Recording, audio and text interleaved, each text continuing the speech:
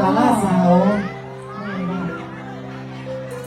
กินนี่อย่างน้อยดาราคอยลูกเขา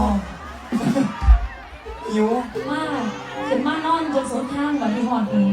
ตื่นพอดีเอาบ๊ายบายก่อนบ๊ายบายก่อนค่ะบอกมือให้ครับโอ้บ๊ายบาย